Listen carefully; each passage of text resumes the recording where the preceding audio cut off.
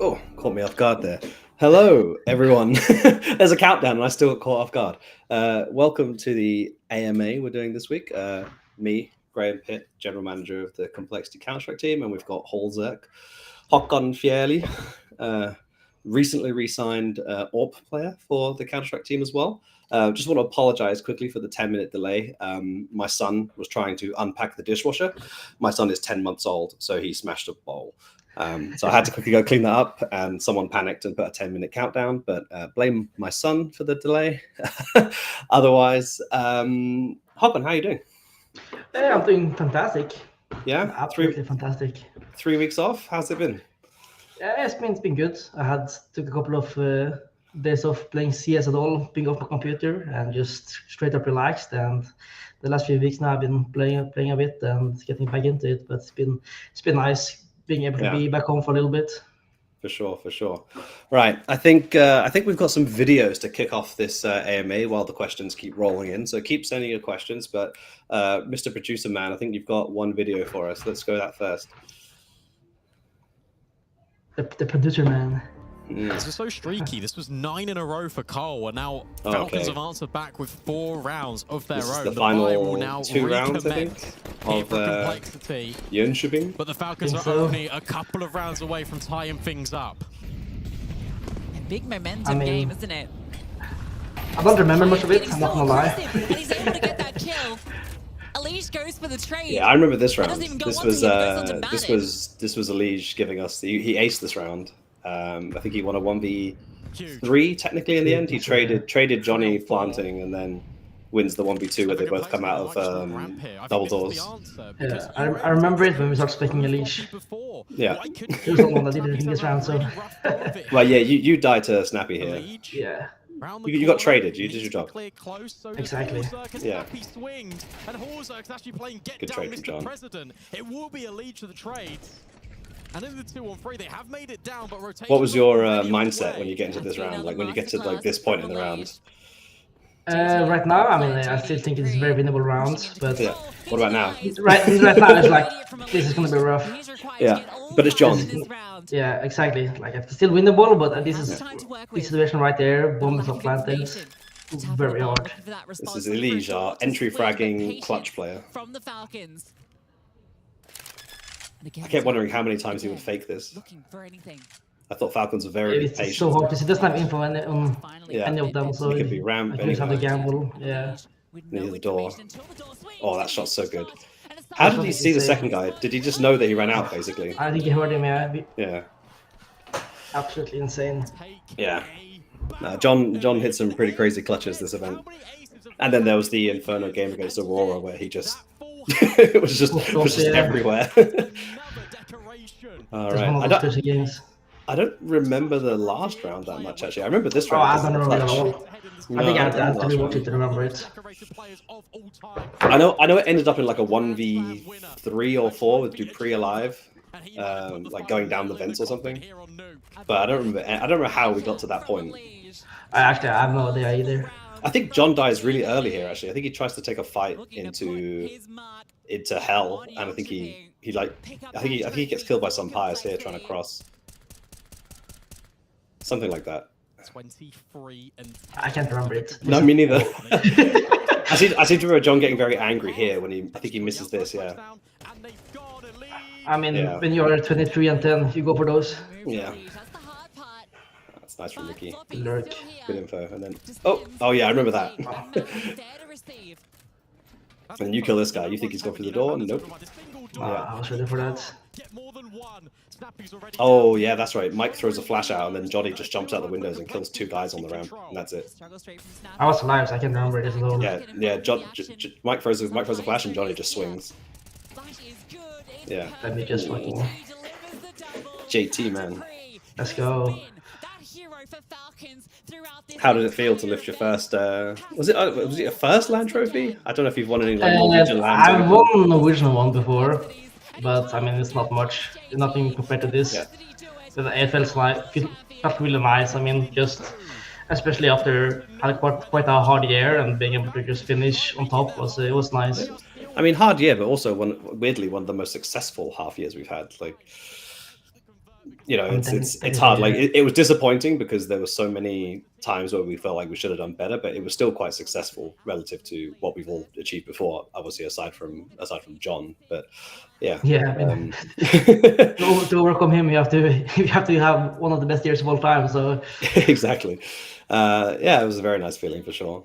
Nice to get the trophy on the trophy cabinet. It was actually quite funny. The last AMA, me and Tion did, the trophy cabinet was in the background in the HQ, and I mentioned like we need to start filling the trophy cabinet. So yeah, especially after those 3.5 weeks we were away, like going from like Dallas to Abu Dhabi to Jönköping. Like it was nice to just have something to show for it at the end, because otherwise it would have felt really, really tough. Yeah, it was really nice, and the trophy was really heavy. That thing was so heavy. It was so heavy. It doesn't look that heavy. That is heavy. Yeah, that thing is heavy. I have no idea if it's arrived at the HQ yet. They said they'd sent it, but I don't think they've received it. Yeah. Like you almost couldn't lift it alone. You need to do no. You actually can't lift it yourself with 2 hands. Like it's impossible. It's just made of like lead or something in the bottom. I don't know. It was also super top heavy, so if you didn't get it like completely straight, it would just tip and just disappear. Like that's what Ricky had the problem with there. This is a nice moment. Yeah, nice moment. It's also nice that some of the fans actually came towards the end, because at the start of the final, the crowd was pretty small. But I go for it by myself. Here we go. Got to lift with one arm, no chance. No, I tried to steal it. Just walk off with it. Oh, that was a nice feeling. I think that video is done. Oh, I want to sign him as bad as you do, do. but you let him cut his hair. Yeah, but you didn't say anything about Lige going bald. Hey, his numbers are way up since they cut. Oh, come on. You know that's the anime mouse pad. What about compensation?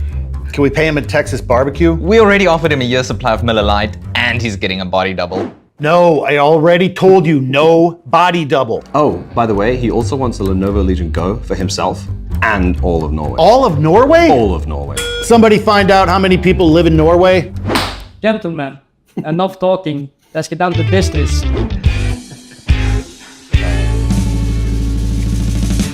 Is that my tie? I like the little bit at the end.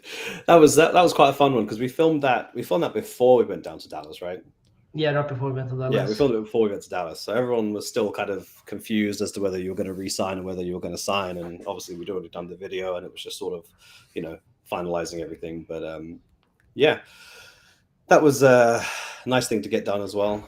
Relief for me to have a roster going into next year, and obviously happy to have you with us. I'm sure everyone will have a lot of questions about the re-signing, so I won't bother grilling you on that myself. I'm sure there'll be other people going in for it. So, the first question is from Ryan at Dust 2. What was the decision-making process behind both Hallzerk and Complexity coming to an agreement? All right, well, Håkon, shall I go first, or do you want to go first? I can go first. Go for it, yeah. I mean, for me, at a personal level or as a player, I think there's not a better team I can be in right now, and I feel like we have a lot of potential as a team, and I trust and believe in all my teammates, and I think this is like the best team I can be in right now to improve myself and be able to grind our way to the top. So for me, it was like when Complexity came back to me and wanted to resign with me, there was a no-brainer for me to resign. I didn't want to go anywhere else. Yeah, I think pretty much echoed from the same from our side. Like, to give some maybe insight into like the decision-making process. When a contract's expiring, it's not like I can just go to the ownership or Jason and just say, hey, just re-sign this guy, commit to spending, thousands and thousands of dollars for however many years, commit to that contract. There's got to be a due diligence process. And obviously that process was what sort of took up a lot of the time. And then obviously your interview came out where people asked you about your contractual status, and everyone sort of brought this up into like this big thing.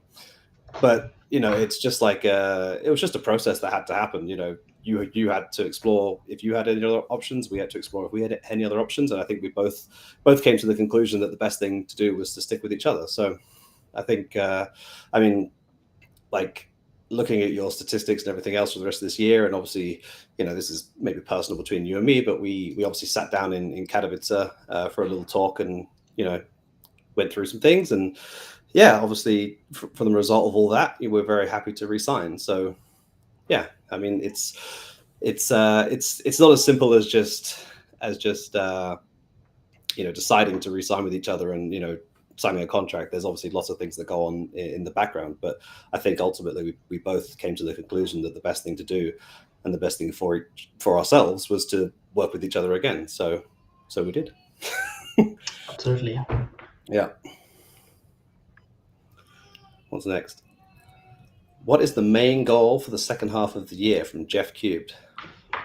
Oh, that's a tough one. So just for some context, we're having our first day back into practice today. So the whole team has been off for the past 3 weeks in terms of on an individual level. Obviously, people have been doing individual practice and things like that. So today we'll probably go through our own goals as a team, but I think we can also have our own thoughts and opinions on what we would say for goals for ourselves. So I guess from my side, I think maybe there's some more business oriented goals perhaps.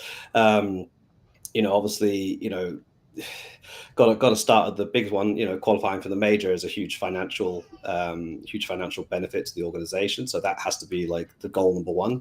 I think some people would see it as something that's just a given, but it is a little thing you have to tick off at every year, and it obviously helps hugely helps fund the operations of the team and make sure that we can continue existing. So qualifying for the major that's always sort of goal number one. But obviously we want to do more than just qualify. So I think we'd like to try and compete and challenge for genuine international titles. Jönköping was great, but being completely realistic, all the best teams were over in London at the Blast finals. So I think being able to challenge against the Phases, the Vitalities, the Mouse Sports, the Spirits, those are the kind of teams that we want to be beating in playoff games. I think that would be where we need to see ourselves in the next 6 months. If we're not doing that, then I'd say we're underachieving relative to where we're at now and where we want to be. Yeah, for me personally as well, I would say that's one of the goals. Jönköping was a good tournament for us to win, of course, but this is not the level we want to be at. We want to go into those tournaments and just win them quite easily, and then what I want to win as a goal is an IEM event or a bigger event, and that's the Jönköping was a mini event, I would say. It wasn't the best teams. There were decent teams there, of course, but that's not the goals we have as a team. And personally for me, it's just my goal is always to just improve individually.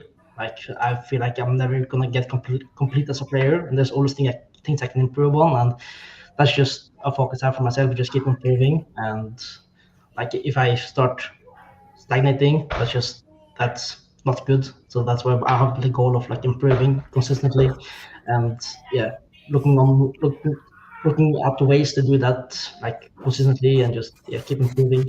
Yeah, I think that word stagnating is a good one there, because I think we've sort of shown that we're better than a lot of teams, but there's obviously still another little step above us. And I think that if we don't make that next step in the next 6 months, then we would have stagnated. We wouldn't be making progress anymore. And I think that's the main thing. I'm not saying we have to win a major this year or next year or anything like that, but that's obviously the end goal is to win a major, form a dynasty, go and win 4 majors in a row, whatever you want to call it. But the main thing is that we're still seeing the sort of the upwards trajectory and the progress towards that goal. And last year we obviously, when we got Elige, we took a very quick jump up, and then this year we've sort of solidified that we're at that level, but we now need to take the next step and go and sort of compete in the big event playoffs rather than the small event playoffs, which I think is, yeah. All right, Håkon, this one's for you because this is your doppelganger. My doppelganger. Hello, me. How are we feeling about Esport World Cup next week? I feel fine. I feel good individually. I've been playing quite a lot of aim training just for myself. I feel it actually been helping me a lot with just mouse, the mouse feel. Especially I was gone from my PC for a week, and when I get back the first day, just holding the mouse feels quite weird. So just been doing quite a bit of the individual training, and for me personally, I feel I'm at a good level right now. But I mean, as a team, we haven't practiced yet. So our first practice day is now in like a couple of hours. So we will have to wait and see. But if we start off how we ended last year, it's gonna be good. Yeah, we should preface that we're practicing in North America this week. So Håkon is playing on 135 to 150 ping, depending on which server we get, Chicago or Dallas. So yeah, we're obviously not having the best practice going into it, but yeah, we're gonna make the most of what we can do. And yeah, it's not the best place to have a $1 million single elimination event, because it's sort of it's very high stakes for very little practice, and obviously there's going to be some new rosters coming into it as well. With I think G2's new roster is going to be there. Fury have got a new roster there. M80 have got a new player as well. So that it's going to be a bit of a weird one. So yeah, I think for us, we just want to do the best we can, and it's not like a super high priority event for us. Like, we want to do well and we don't want to like embarrass ourselves, but it's not something we can say like, hey, we've put our heart and soul into this event, and if we lose, it's going to be heartbreaking, because the honest answer is it just isn't. So yeah, we just want to do well, and then obviously anything we can take away from that event, play as many matches as possible, and then we've got a week of boot camp before we go into last group, Sinai and Cologne, and that's obviously where we would hope to lift up a bit and perform a slightly more reasonable level. So yeah, just sort of keeping expectations reasonable for this week or next week, and then doing the best we can, and we'll go from there, really. It's going to be a very long season, so it's going to be a long season. Yes. Crazy. How has the player break been so far? I mean, player break. I mean, I don't really get much of a break, because a lot of the administrative things still happen during the player break. So I managed to go home for a week. I managed to go back to visit my family in the UK, because I live in a different country. That was nice. Spend some time let my parents spend some time with their grandkids and things. But yeah, it's still grinding, unfortunately, behind the scenes. There's flights to be booked, visas to be gotten, all sorts of things, boot camps to book. So yeah, busy for me, but at least I've been home and I've been with my family, and that's been nice, being able to spend time with them. So it's definitely better than being on the road, but I wouldn't call it much of a break. I'm sure you've had a break at least. Oh yeah, for me it's been much better. Not that stressful. I've just been like trying to relax as much as possible and not stress myself out, because the traveling, at least the last 6 months, it's been quite a bit of traveling. So just being able to come home and sleep in my own bed and just be able to relax when I can, it's been very nice for me. And just trying to get a mental reset for next season, because I know next season as well is gonna be probably more hectic than last season. So that's something just have to mentally prepare for that, and trying to use this few weeks now to prepare for it. How many days do you think you spent in hotels in the first half of the year? First half? Yeah, first half. So this year. That's 180. That's 180 days. So I would say like 110 maybe. 108. Yeah, 108. So yeah, it's I think that's over half. Yeah, it's 108, but that that does include staying in the apartments in Frisco. So 108 days away. Yeah. So not full hotel days, but 108 days away. Oh, that's a lot. Thankfully, I was only at 77, so I wasn't too bad. It's not that bad. I still not great, but well, it's still nearly half of 6 months. Yeah, 3 months. Yeah, it's nearly. All right, Håkon, this is for you. Daniel's asking the perfect Norwegian super team. Who would I put together? I mean, this camera is horrible. But I mean, we have the 3 obvious ones. I would put myself in the team. I would put Rain, of course, the Norwegian GOAT, I would say, Jacob. And then it's more like... It's good for your rifles there. You need an IGL and you need a support player. We don't have that many in-game leaders in Norway. We used to have some, but right now, like the only in-game leader I know about that's playing is Tapeware. Oh, no?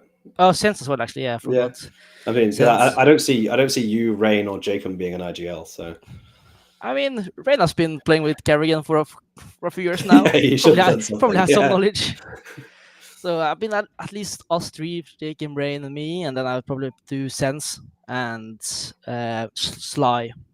Sly, okay, yeah. I've seen his name mentioned a few times. Yeah, it's not bad. Ryan asks us to again. Given the continued top 10 success of the team so far this year, have the expectations within the squad been changed to become demanding? Yes, I would say. Like we don't want to just sit. Like I think this sort of pulls back to the earlier question. We don't want to sit and stagnate. It's not like we're expecting to jump from nothing to major success. But I think that it's important that we realize that we can't just sit still forever. And a guy like Elige, for example, doesn't want to sit and not win trophies forever. He's going to want to move on and win trophies, and so we all do. But it's certainly now we've sort of proven that we've gotten to a certain level, top 10, you can call it. Then we need to start making sure that we're capitalizing on that, and I think that's something that we all feel internally as well. Like that's a demand from the players individually, and obviously from myself and the coaches, and it's not something that's necessarily being stressed on us from the management and the guys at the headquarters, but it's something that we want to do for ourselves. I think we realize that we need to take the next step now. Yeah, it's not like we're gonna be happy just staying top 10 for the rest of our lives. I mean, all of us are very competitive people, and all of us want to be best in what we do. So we're not gonna be happy just staying top 10. We want to be like a consistent top 5 team and going to playoff every single tournament and being able to go to semifinals for every single tournament. Then we want to play in a final in every single tournament, and it just keeps going. So we're very competitive people, and not gonna be happy just staying like just sometimes going out before playoffs, sometimes making playoffs. That's just not us. Yeah, it's also worth mentioning that that's not an easy thing to do.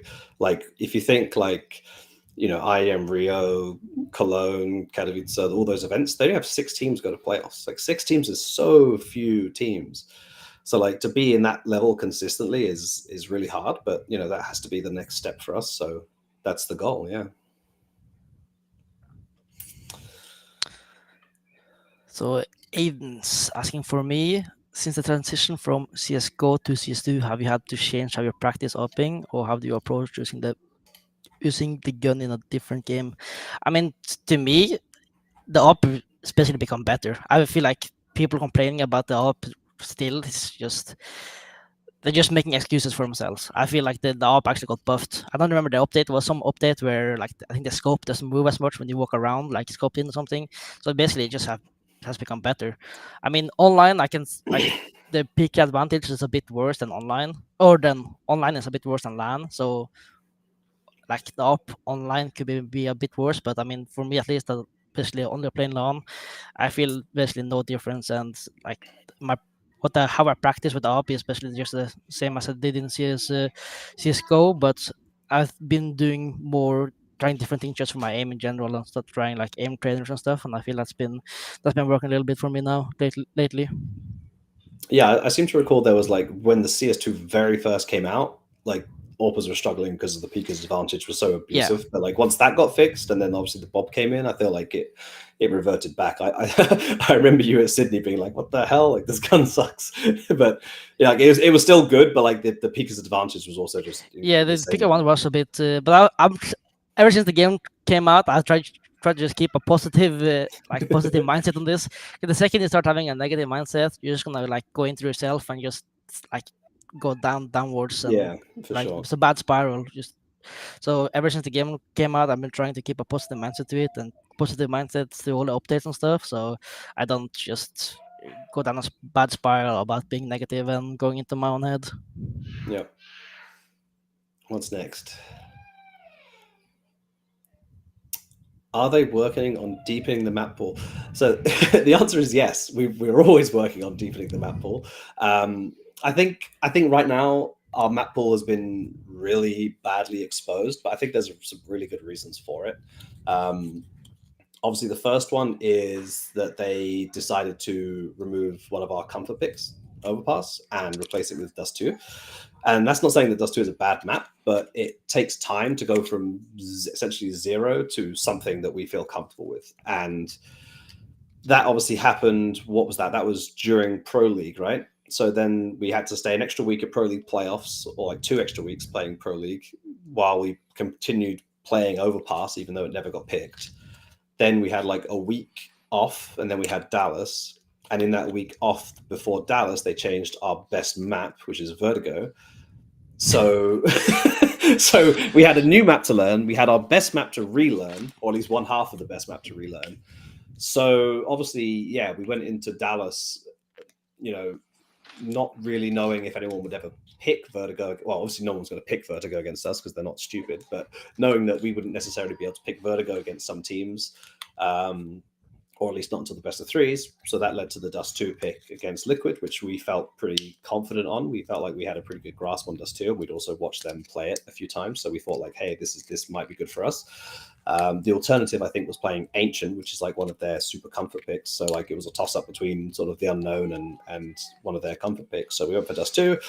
Yeah, it obviously turned out terribly for us, and that's life. What we didn't expect was to play Mouse Sports in the lower bracket match. So yeah, obviously, yeah, our map pool definitely been a little bit exposed, but I think there's two pretty good reasons why. So it's not something I foresee being a long-term problem once we've had some time to actually put into Dust 2, for example. And yeah, I mean, our Infernos look pretty good. Vertigo is obviously untouchable right now, until someone beats us, but right now it's untouchable. Our nuke is still decent. It's not terrible, but it's decent. Our map pool is definitely not super weak, but obviously, yeah, it got a bit exposed with the changes and people not wanting to play Vertigo. And yeah, we'll get there eventually. It's just a bad time for us, I think. Also, we've been playing a lot of best of ones lately, like in That's Abu also Dhabi, true. and yeah. best of one in Dallas, best of one in Jönköping as well. 2 BO1s in Dallas, 5 in Abu Dhabi, 1 in Dallas. Yeah. And then we So, played I mean, 3 BO3s and 1 BO3. So 4 BO3s and like 7 best so of ones. people can just ban our 3 best maps. So yeah, it's been looking a bit worse than this, I think, personally. But I mean, yeah, the map pool is something we always is trying to improve on. Yeah, definitely. All right, Håkon, this one's for you. Captain Jack, from the time in Norway to now, what has been your biggest achievement? Actually met you in the Intillia Arena after winning the nice. I mean, the biggest achievement so far, I mean, I guess the win now in Jönköping, I mean, it's my first like big LAN event win. And other than that, I probably say playing the final in Sydney. That was for me. That was really cool playing on the stage for the first time, like in front of a big crowd and playing decently. And I think also just being able to play for Complexity is also a big achievement. I think it's one of the great CS organizations. Like they've always been there. They've been there for like 20 years, and just having that on my resume, being able to play for Complexity is an honor and definitely one of my biggest achievements, I would say. Nice. Next question. All right, this one's for you, Håkon, because I don't do any training. Gracie is asking, what do you look for when aim training? What I look for? I mean, I try to do tasks, like if I do like aim labs or something like that, I try to do tasks that I find really hard and like tasks that annoy the absolute dog shit out of me, and I think they're hard. I try to do them, and I just do terrible at them. But like I think doing stuff that is hard for you is probably gonna improve you. Like if you start getting comfortable at doing them, it's gonna just makes that just tells you that you're improving at something, and like improving in like moving your mouse is gonna definitely help you aim in whatever game you're playing, I would say. So that's one of the things I would say I'm looking at, is just trying to find something I find difficult. Yeah, I 100% agree with the fact that you should always try and practice your weaknesses. You're going to get a higher percentage benefit out of practicing your weaknesses than you are out of your strengths, for sure. You've been doing lots of you've been following Elige on the aim training recently a lot. It's so hard. It's so hard. I mean, I say following, like Elige is like a freaking Oh, thought he's of like, those things. he's but- insane. It's insane. I sometimes we're on LAN. I just stand behind him and watch him. It's like, how's it even possible? Yeah, crazy. All right, for both, who has the best barbecue you have actually tried yourselves? I mean, For for me, what's the place in Dallas called? I haven't really tried that much barbecue, to be honest, sadly. I mean, I tried it one time with Complexity where they took me out to HEB, I think. Yeah, HEB, yeah, the That- HEB stuff, yeah. Yeah, and then I think that's more or less the only like real American barbecue I've had. Oh, Terry Black's, that's the place. I've been to Terry Black's. That was nice. I don't know that many places, and typically because we're when we travel a lot, we're quite landlocked, as in like we don't have cars, so we can't drive around in America. So usually we're ordering barbecue in, and ordering barbecue just isn't as good as going there. So yeah, we went to Terry Black's once, I think, and that was nice. So that's the best I can do. Yeah, the only barbecue I have had is HEB, so I'll have to say that.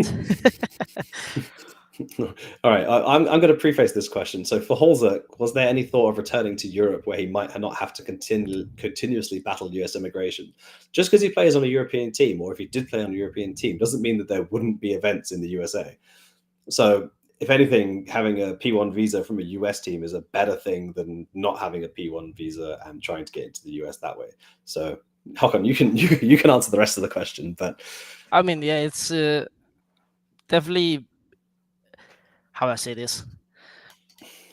To me, that was like, I didn't really put any like insane amount of thought into that. I think it's probably going to be easier to me to go into America with an American team than in a European team, to be honest. So, like, that was not something that would like make or break any deal or anything like that. And I mean, I love America. I want to be here. So, if the U.S. Immigration Center or whatever the U.S. government is watching, I would love to come back. Yeah, we've reapplied for your new P1, so hopefully that will get done long before we have to go to, what is it? Austin, I suppose, is the next confirmed US event we have. I don't think we have anything in the next 6 months. So yeah, I mean, technically we could go to DreamHack Atlanta, but it's the week before or after I am Rio, and we're planning to go to Rio, so we probably won't be in Atlanta. Yeah. There you go, Håkon. How's the shoe collection? Jeff's asking about the shoe collection. I mean, I haven't bought any shoes since I was in Sydney, actually, I think. So, I did buy some. Yeah, I did buy some. Look at these ones. Oh, these are some bangers I'm wearing right now. That's the only thing I bought, like shoe wise.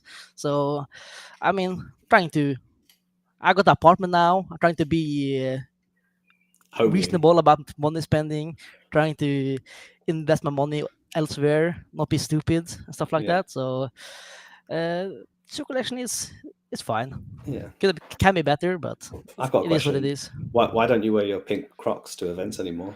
Is it because of ESL? Yeah, like not allowing me to use them. So I mean, I probably can travel with them, but also traveling with too many shoes is quite annoying. Yeah, getting into my bag and stuff. So I just live. I've ditched them, sadly. All right, next question. What was the biggest change when a liege came in? How did JT react? I mean, the biggest change is that we just had a lot more ideas coming in. I still remember the first night. Like, I don't think technically Elige had even signed his contract. I think that was still, his contract was still like in like a not legal review, but like just being like the last check being done on it. And John just like calls up a bunch of the guys and they just join a server and they just start going through every single map in the map pool, just going through all the spots, the names we had for everything, and then just like going into way more detail than we had before. Like that was the first biggest change I remember, was just like we had new names for like every single spot, and then we had new names for spots we didn't have names for before. I probably should have had names. I probably should have had names. Yeah. And then, I mean, how did JT react? I mean, JT obviously, there was definitely an adjustment period, because having someone else so vocal in the team was obviously a change. but like it wasn't a negative thing, but it took a little while to figure out like how we all wanted to work together and how we could do it the most effectively. And I think that was the biggest challenge we had going into the initial Blast groups and IM Cologne last year, was that like challenge of figuring out like how do we manage the sort of additional voice in the team. Obviously we figured that out quite quickly after that, and that was what led into, I think we made like top 12 at Pro League, and then we went back to NA, won the qualifier for Sydney, and Thunder Pit qualifier, went to Sydney obviously, and then we've been pretty good since then. So it took a little while to figure it out, like how to make it all work, but I think the biggest change is just having another voice within the team, like a strong voice who wants to do things and wants setups and things like that. Was just getting used to that, really. What do you think? I think there was definitely like a little transition time where like Elish is very he knows how he likes it and how he wants it, but also you want your in-game leader to call it his way. So they just needed to speak together and agree for a way to call and be able to play together in the best way possible. And I think we figured out that like definitely was some weeks there where it was not perfect, of course, but I think after a little bit we managed to figure out how at least Johnny wanted to call. Yeah, I think the main thing is we understood what was coming and was useful. It was just how could we use it in the best way. Yeah, exactly. It was because when he came in, like he came in with a lot. Yeah, he was like, you guys are missing like 80%. So there was like a lot to take in, but I think it definitely improved all of us, I would say, individually. For sure. And it's like, I would say, I think I told this to Elish even like a couple of months ago, but he probably teach me, or I learned more from him like the first 6 months of him joining than I did my entire career. Like, and you played with Forrest and Freiburg and Get Right, so that's that's high praise. Because he's so vocal about what he wants and like all the stuff he needs and does and whatever. So just when he came in, I learned so much in such a short period of time. It was very impressive. Yeah, we like John.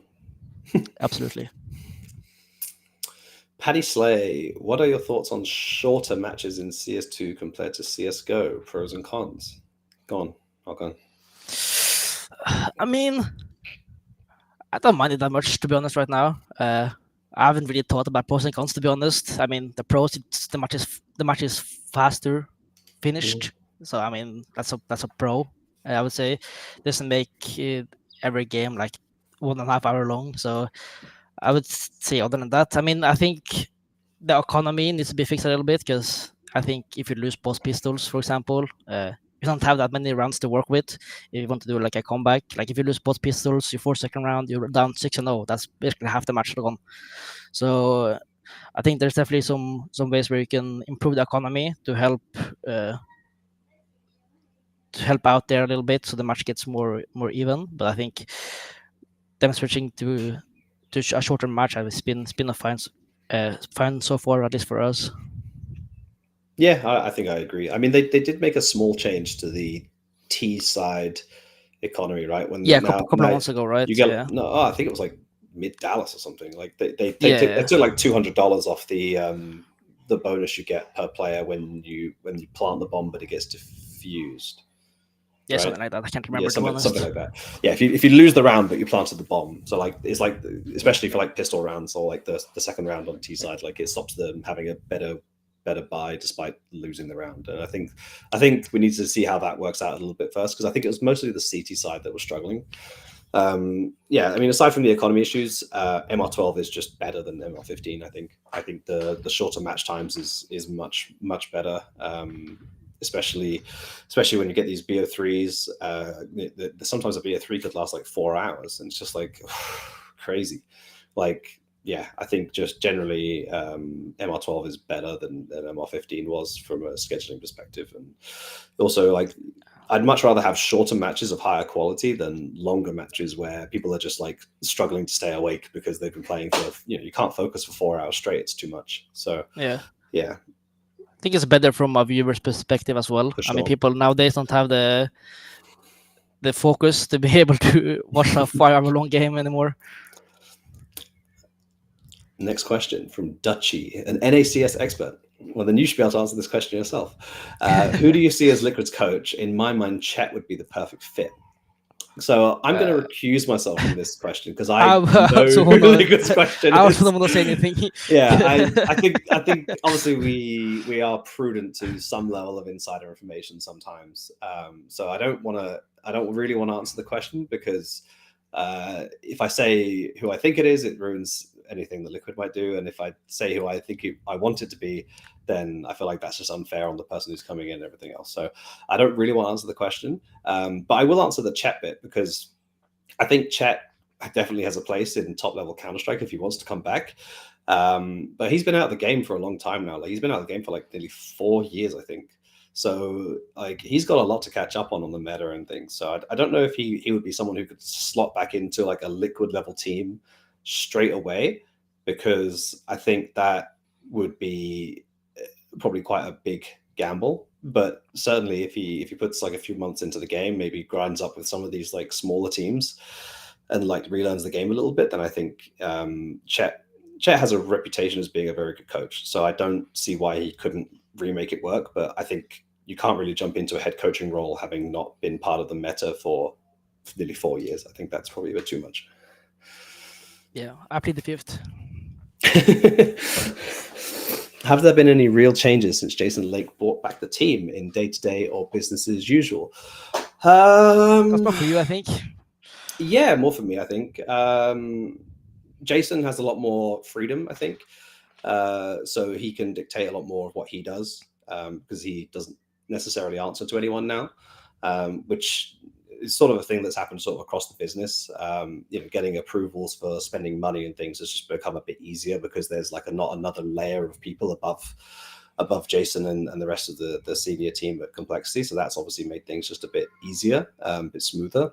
And obviously Jason now has a bit more freedom. Like he came to the major with us for a week, which was really cool. Like it's actually the first time in 2.5 years that Jason has actually been to an event with us that wasn't like IEM Dallas. So he has a bit more freedom to dictate where he can travel to and when he can travel and things like that, which is obviously quite nice for us. But I think in terms of day to day, there's nothing overly significant that has changed. It's the same people behind us, it's the same people supporting us, and all from the headquarters, of course. So nothing really much has changed.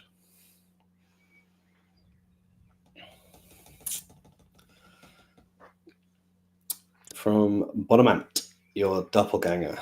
The face pictures you as well. Thoughts on the changes to the NA RMR qualifications? I actually have. Do you know what the changes are, Håkon? I have no idea. I know that. All right, let me explain to you then. Okay. So they've I just show up.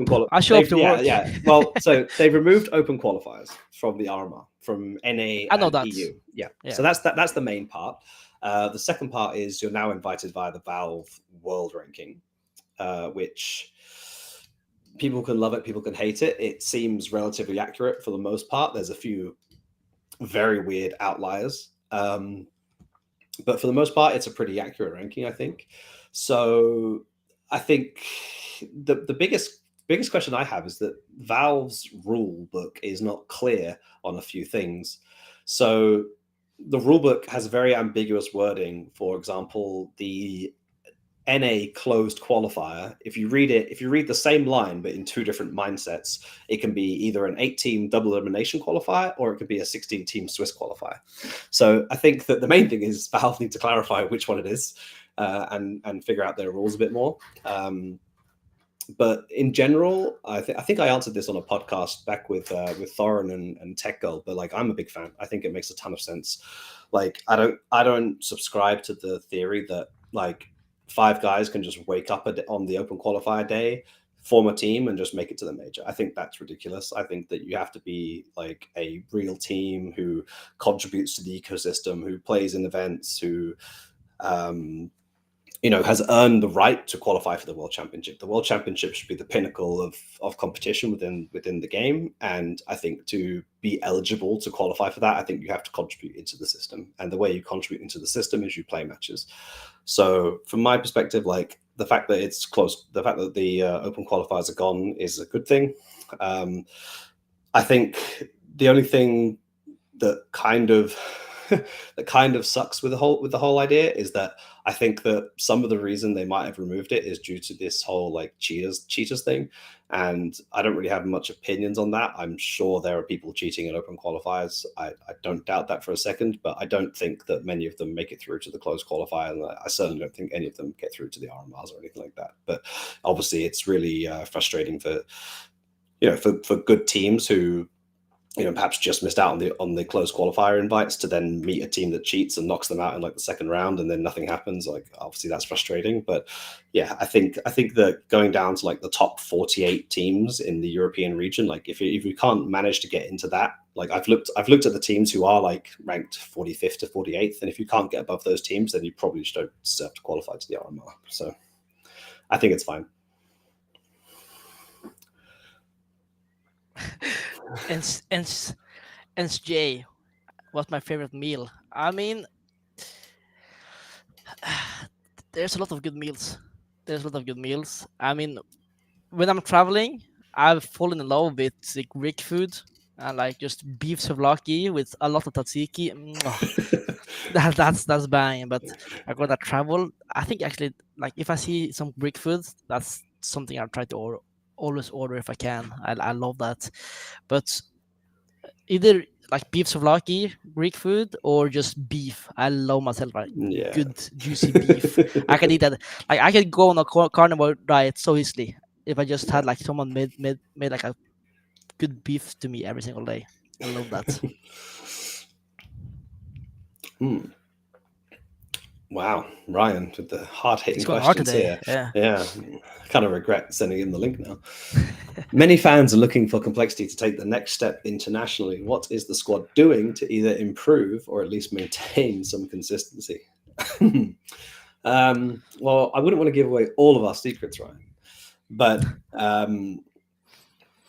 yeah, I mean, the honest answer is we're trying everything, and that has been perhaps some of the issues with our lack of consistency, is that we've been trying so many different things to figure out how to make things better that sometimes you make things worse every now and then. Sometimes you take 2 steps forward, 1 step backwards. So I think something that we could do better is perhaps set our season up in a way where we say like, okay, we want to try and achieve this by a certain date, but we want to peak at like this day. Whereas I think sometimes we are trying to win everything immediately as soon as possible, and that might be somewhat to our detriment. But yeah, it's a tough world out there, because at the end of the day, if we're not winning, then we're not earning ranking points, we're not earning prize money, we're not earning qualifications to the next event. So there isn't really a world where you can just sit and not try and be at your best every single week. So it's a tough balance, but yeah, obviously every team needs to figure that out. And I think as long as we're still improving, I think the consistency is something that will come with the general improvements as well. What do you think, Håkon? Yeah. I mean, if it was easy, we would be doing it already, Exactly. Right? So it's a very hard thing to like just figure out. That's something just we have to like figure out with the more we play, right? So and we figure out how we like to do stuff and what's working for us. So what we'd like to do is we'd like to reduce the map pool to Vertigo only. And bring back Overpass, please. Then I'm happy. Overpass is not coming back for a long time. A long time. Sadly. All right. I've just been informed, Håkon, that is the final question. So we can have some final thoughts. What is it? We're a week away from flying to Saudi Arabia. You and me are going to be on the same flight from Frankfurt to Riyadh International Airport. I'll see you in Frankfurt. See you in Frankfurt. I think we're meeting up with John and Johnny as well. They're flying in from Dallas, and we'll meet them in Frankfurt, and then I think Tion's already going to be there like 5 hours earlier than us, and then Mike and Ricky land like 5 hours later than us. So yeah. Other than that, I think we've got scrim. Well, we're starting not scrims, but we're starting practice in an hour. I think Håkon's got to cook himself some dinner because he's in for a late night. I'm gonna order sushi, to be honest. You're gonna order sushi. That's fair. Yeah. Yeah. So we're starting at what 9 p.m. local time, and you're gonna go through until 4 a.m. apparently. Yes, sir. That's a long day for you. So yeah, we're just really cranking things back up again into the new season, and yeah, looking forward to hopefully pushing through the barrier and doing a bit better than last season. But nothing's sure. Yeah, we'll do our best out here. It's not easy. There's some really good teams out there. So yeah, we'll do our best, and hopefully we'll make you guys proud. I hope we've done well over the past 6 months. I hope the Jönköping trophy was good. I actually just remembered the funny comment. This was from Aliege. This is a little thing we got from Aliege. He said when he was on Liquid in, I can't remember which year it was. It might have been 2018 actually. I think when they were losing to Astralis all the time. He just said like as a team they just decide like let's just go to every event. Let's just go to an event. Let's just go win like a DreamHack Milwaukee. He said, and DreamHack Jönköping might, or ESL Challenger Jönköping might be our DreamHack Milwaukee. You know, just win an event, win a title, and then we all know what Liquid went on to do a few months later than that. So yeah, hopefully this can be the springboard that sort of says, hey, like we can do this. I think we've proven that we're sort of better than the rest, but we need to consistently be better than the rest, and we need to start consistently punching up into the echelons with the phases, the spirits, the Maus, the fatalities, like the teams that tend to just beat us every time we get close to a playoffs or a semi-finals appearance. Yeah, that's it for us. We're going to head off, get some sushi. Apparently, I'm going to find out why my children are crying in the background because they should be asleep. And we'll like I said, I think I've said this before. Like we're going to try and do this more regularly. I'll probably be more of a staple on this, and we'll try and rotate the players around, the coaches around, maybe get some other members of staff in when we can. But hopefully, we'll try and do this every sort of few weeks when it makes sense at the end of some events or something. And hope you like it, and we'll give us some feedback if there's any feedback on the AMA system that you'd like. I'm sorry we cut 10 minutes off because of my son, and thank you guys. We do it for you guys.